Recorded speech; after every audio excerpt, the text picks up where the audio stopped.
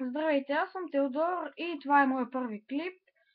А, Ако някои гледат Господари на ефира, ще разберат, че наскоро те пуснаха много притеснителен коментар с един иеромонах от не запомних кой манастир, но се оказва, че в този манастир, мисля, че беше в Бачковския, в този манастир от шестима иеромонаси, четирима са геове, което е много обезпокоително.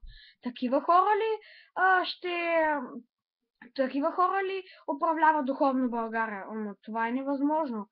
И също, а, когато имаше коментар, а, от тези иеромонаси си се говорили в женски род, обиждали са се с лесбийка и някакви такива работи.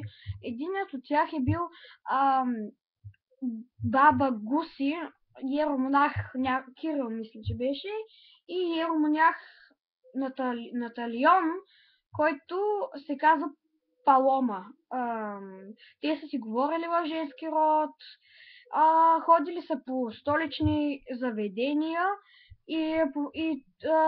това всъщност е много притеснително, тъй като тези хора трябва да ни подтикват отново да се върнем към българските духовни обичаи, а те всъщност превръщат българската църква в нещо уродливо и гейско и ненормално и не знам си още колко работи да изборя.